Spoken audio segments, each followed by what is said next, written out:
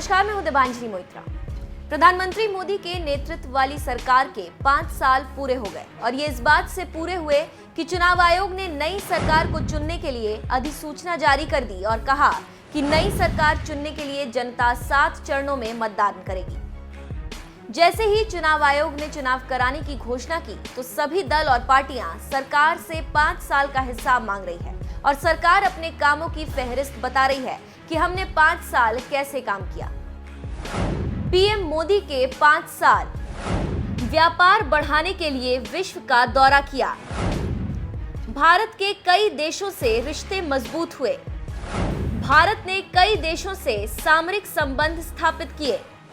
मोदी जिस देश के दौरे पर गए वहां छाप छोड़ी।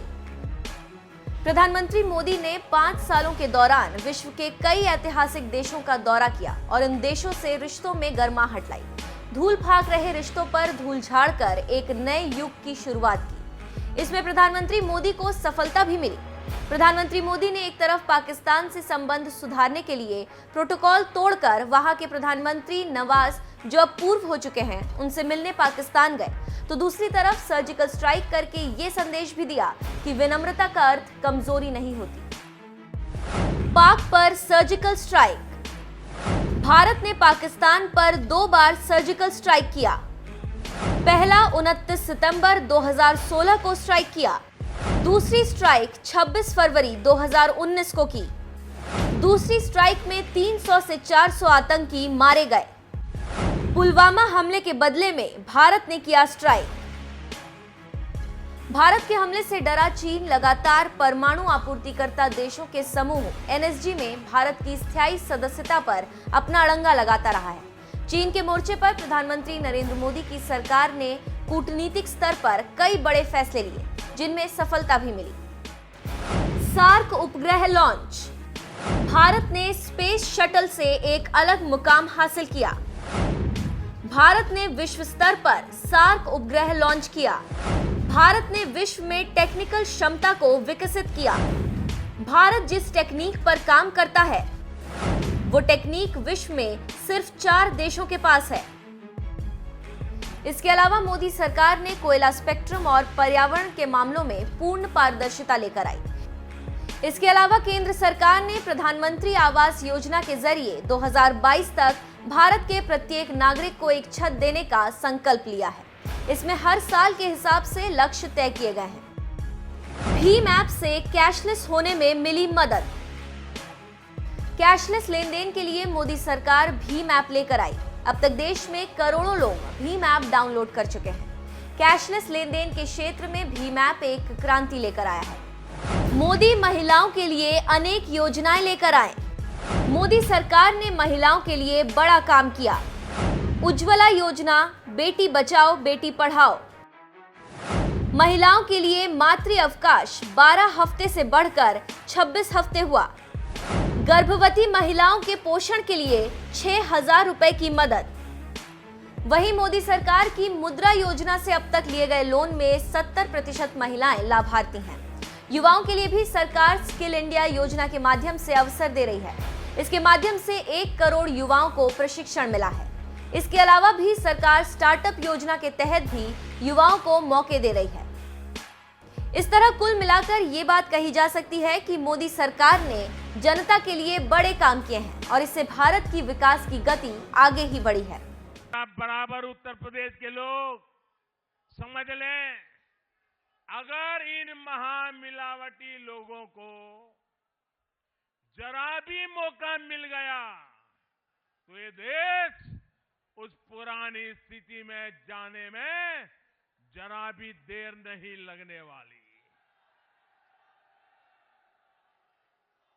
ये कितने बेचैन हैं, कितने बौखलाए हैं। ये 2 महीने से देश बहुत साफ साफ देख रहा है। भाइयों और बहनों, आज स्थिति है कि कुछ दिन पहले तक जो लोग इस चौकीदार को चुनौती देते फिरते थे, अब रोते फिर रहे हैं। मोदी ये क्यों किया? मोदी ने वो क्यों किया? ये मोदी ने पाकिस्तान में आतंकियों को घर में घुसकर क्यों मारा?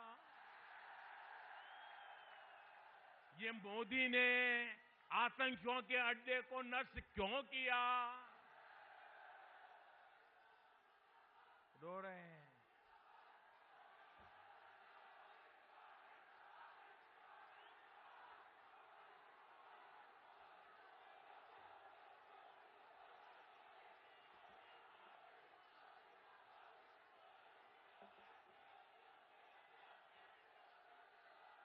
साथियों, एक गंभीर बात की ओर आपका ध्यान दिलाना चाहता हूं। ये सारे महामिलावटी लोग आज कौन पाकिस्तान में ज्यादा पॉपुलर होगा, कौन पाकिस्तान में हीरो बनेगा, इसकी स्पर्धा में लग गए हैं। वहां की मीडिया में छाए हुए हैं। उनके नाम की पाकिस्तान में तालियां बज रही है।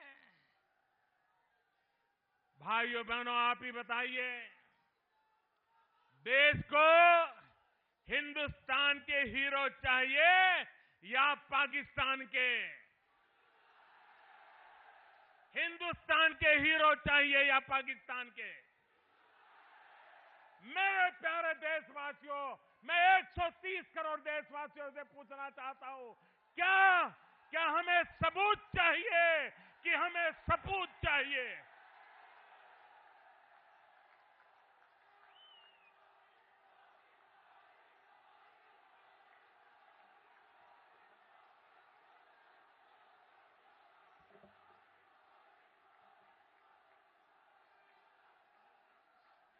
मेरे देश के सपूत, यही मेरे देश का सबसे बड़ा सबूत है।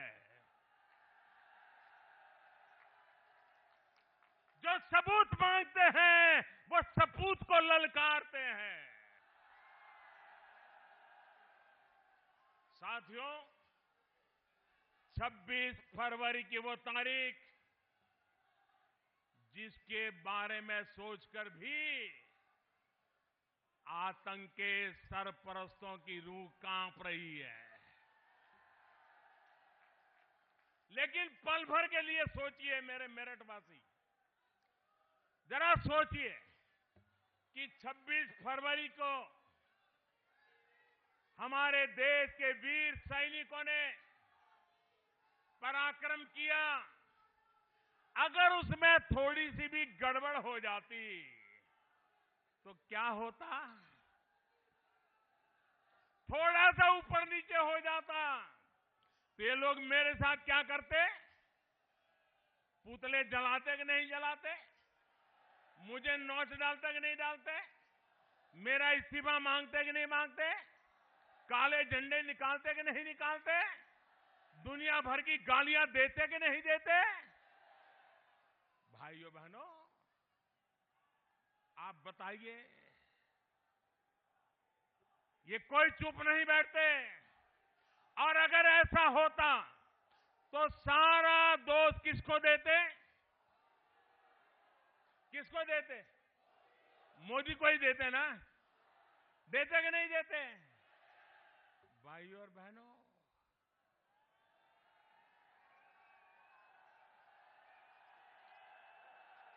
आप आश्वस्त रहिए, मैं देश के लिए अपना सब कुछ दांव पर लगाने के लिए तैयार रहने वाला व्यक्ति हूं। कोई भी राजनीतिक दबाव, कोई भी अंतर्राष्ट्रीय दबाव आपके इस चौकीदार को डिगा नहीं पाएगा और न ही कोई इस चौकीदार को डरा पाएगा। मैं किसी तरह का बोझ लेकर के नहीं चलता, और बोझ रखूं भी क्यों? मेरे पास अपना है भी क्या?